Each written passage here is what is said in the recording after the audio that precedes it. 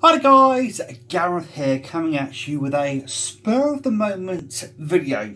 So I've just spent the last 2-3 hours watching through a series that I'll link down below. I'll link the channel down below. It's called the Exploring Series is the channel name, and Mang, the channel holder's name, the account holder's name, he explored H.P Lovecraft or the Cthulhu mythos.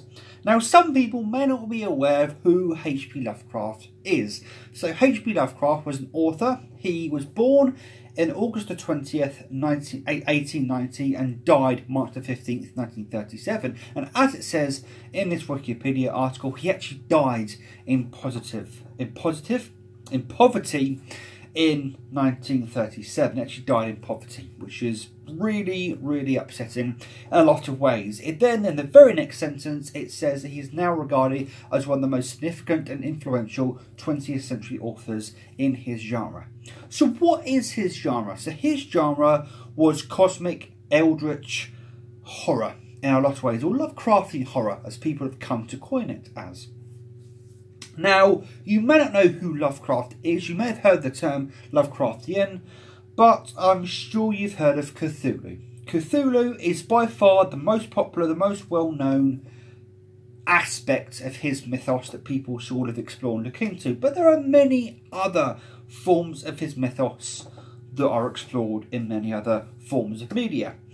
The most principal nature of Lovecraftian mythos and his stories is the concept of insanity and insight. And the more knowledge you gain, the more cuckoo you go, essentially. The more you go down the rabbit hole of knowledge, the more you go seeking for a particular bit of knowledge or bit of what have you. Whatever you want to try and seek, you get more and more insane, which is funny because there are a lot of authors that do say they suffer from, I suppose, a form of cabin fever in a lot of way, where they lock themselves in a cold, dark, dusty room. At least that's the stigma that people often picture and envisage when you think of, you know, authors locking themselves into rooms of that nature, and they do this for hours and hours, or days and days, or weeks upon end, and then, you know, they come out, the light sears their eyes, and, you know, they're a bit cuckoo. Take a swig of this water. Yes, I know, water this time. Shocking, I know, from all the Coke and all the other crap I tend to drink. Water! Oh, shocking. Anyway.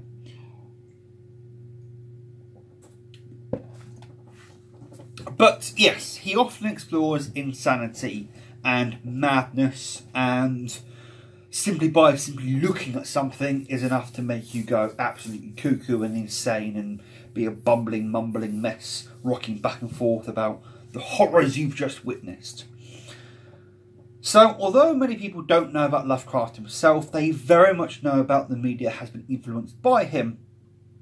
The most notable series that I suppose a lot of people, especially maybe in my channel, have heard of is the Evil Dead series.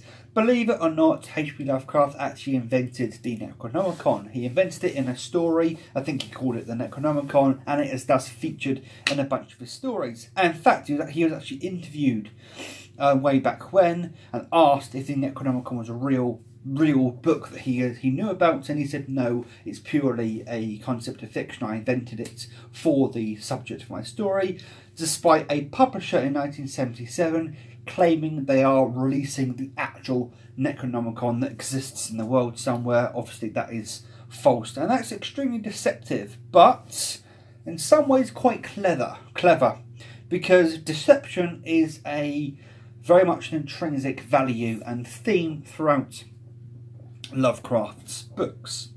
So that's a very quick boilerplate introduction, I suppose, to a lot of Lovecraft. Some other forms of media that you may be aware of that are actually directly influenced by Lovecraft is The Sunless Sea, which is an indie title that was released a couple of years ago. You've got, Oxenfree has been influenced by Lovecraftian horror. What other? Call of Cthulhu, that was published by Ubisoft and developed by Bethesda Softworks. That's a direct reference to Lovecraft, and a little known game that was released in February of 2015 called Bloodborne. So if you didn't know, Bloodborne is heavily influenced by Lovecraftian horror. It may not appear that way when you first play the game, but spoiler alert, and I do mean spoiler alert because there are going to be spoilers for Bloodborne, so I'm going to hold my hand up all the time I'm going through spoilers, and if you want to click off or mute the video while my hand is up, then do so. It's entirely up to you, but Bloodborne is now a 3-year-old game, so at this point I'm not that bothered about spoiling it for those that haven't played it yet, because I'm surely by now people have played it. So the start of the game comes across as a gothic horror game, but as you get more and more into the game, it comes across as very much an eldritch or Lovecraftian horror type game, in which you've got nightmares, you've got amygdala beings, you've got the great ones, you've got the moon presence, you've got a Ebritus, which is a great one or a cosmic elder one, or whatever you want to call it, that's been locked away by the Healing Church, and that's a almost direct comparison to Cthulhu himself. There are many aspects of Bloodborne that is directly related to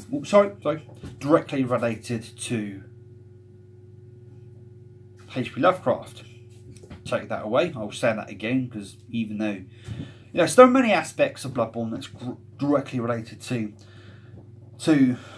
H.P Lovecraft.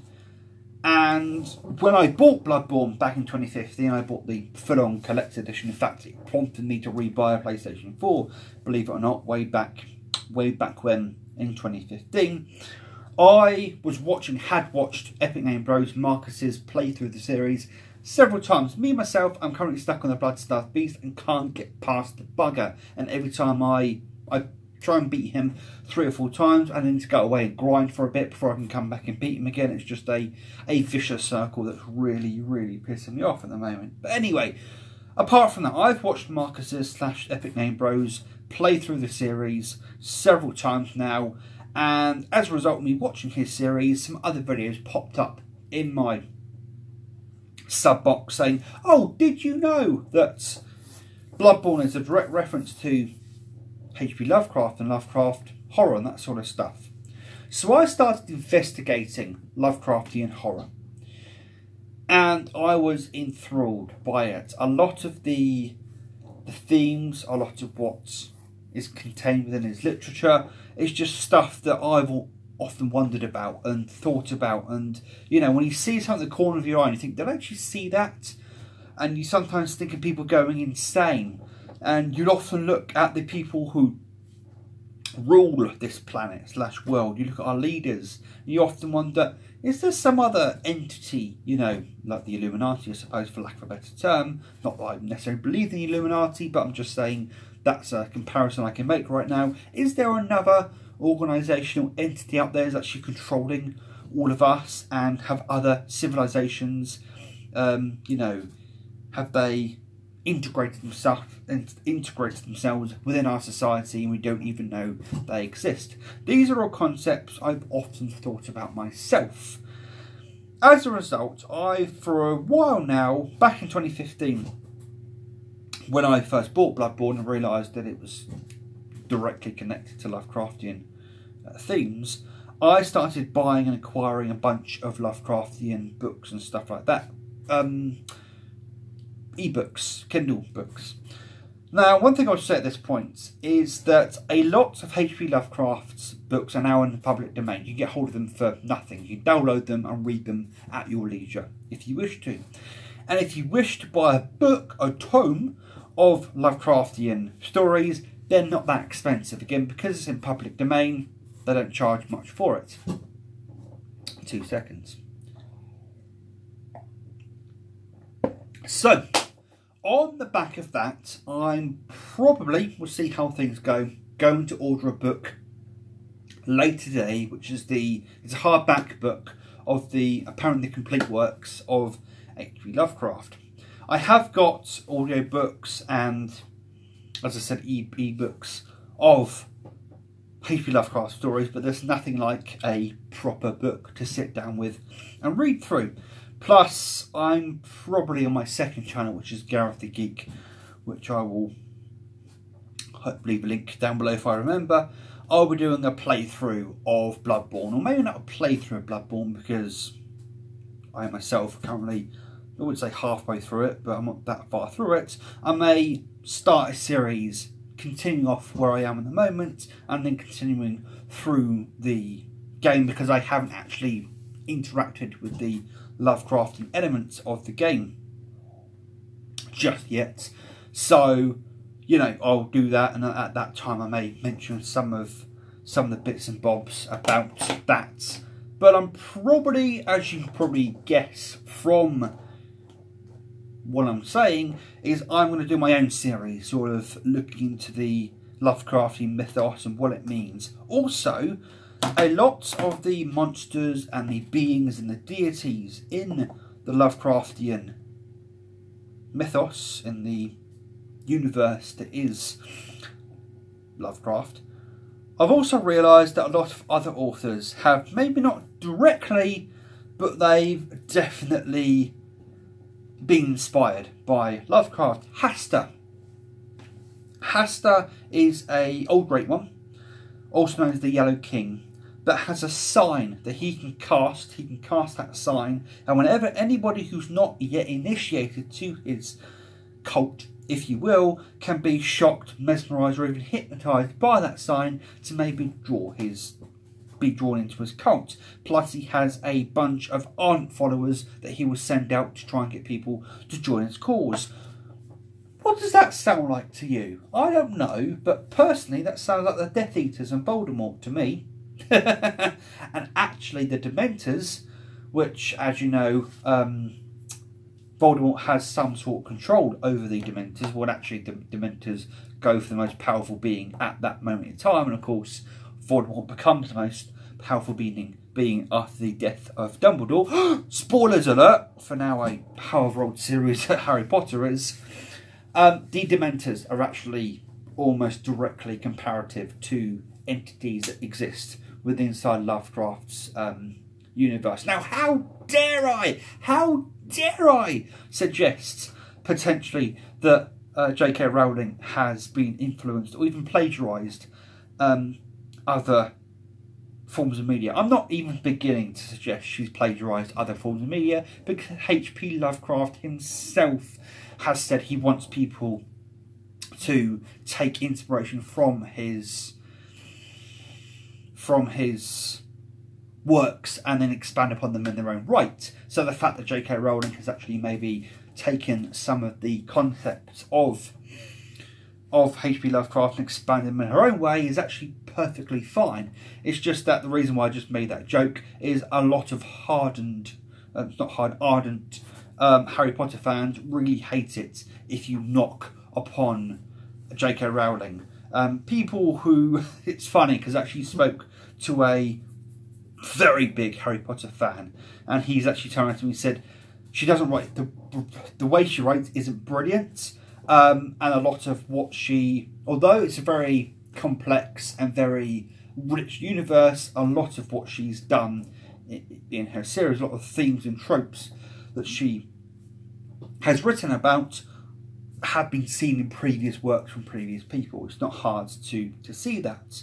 And let's be honest, you know, they say imitation is the best form of flattery. So, you know, let's be honest. But I'm making that joke because, you know, ardent Harry Potter / J.K. Rowling fans hate it, really hate it, when you bash upon J.K. Rowling or even begin to suggest that her ideas are not her own. Because I had a friend at school that got really angry when people suggested that J.K. Rowling wasn't the progenitor, the true progenitor of some of the things in Harry Potter. And there was another thing that I interacted with recently. What was the other thing I read or came up against recently? There was like a direct, oh my god, that's Lovecraftian in nature. I've completely forgotten what it was, but there was something else that recently I've watched or read about or looked into, and it's like, bloody hell, that was verbatim, you know, very obviously inspired by Lovecraft. So, as a result of that, I'm going to investigate some of these things myself. You probably see playthroughs of games such as Darkest Dungeon is also heavily inspired by Lovecraftian universe and mythos. The Sunless Sea, I may look to buy that very soon. And I've also got Oxenfree. I've actually got that on my Amazon Prime Twitch account, whatever you want to call it. So I may play through Oxenfree and have a look at that at some point. And that will all be on my second channel called Gareth the Geek, because I'm going to separate this as it is, and that's going to be my gaming channel. So hopefully you guys can look forward to some of that stuff, and I will be investigating some of H.P Lovecraft's 2 seconds. Some of H.P Lovecraft's themes. Also, believe it or not, one other thing I'm going to say is, believe it or not, Dragon Ball actually has some references or themes of H.P Lovecraft, because the whole point of H.P Lovecraft is that people are trying to pray to greater beings to then become a greater being and become more powerful. What happens in the Dragon Ball Z / Dragon Ball series is Goku essentially becomes a god. So he's essentially he's still quite powerful, but he's a weak being that gets more and more powerful and eventually becomes a god. That's very Lovecraftian in nature. Anyway, and that's the other thing. That's what I remembered just now, was Dragon Ball Z is also got very subtle, I would say, Lovecraftian aspects of wanting to grow more powerful and then actually becoming a deity yourself. Plus, of course, you've also got the god of destruction, Beerus, and of course, I don't know if any other deities that show up in the Super arc, because I'm not watching Super actively at the moment. But of course, that's something else that's happening in something else I noticed, that parts of Dragon Ball Z, Super are very much, you can tell there are themes of Lovecraft in there. So hopefully you didn't mind this sort of spur of the moment video recorded on my phone as I think of it. The next video I'm probably going to do is an overview of my collection, because obviously in my previous video I spoke about the fact I sold most of my collection, so I'm going to update you what my collection currently looks like. And stay tuned later this week, where there's going to be a re-entry into my series in the form of a box set, as I spoke about in a previous video, that I spent quite a bit of money on. Anyway guys, thank you for watching this video. There's no spiel: like, dislike, subscribe, hit the bell icon, and you'll receive a notification to your device of choice every time I upload a video. And as always guys, please take care and enjoy the rest of your day. Cheerio.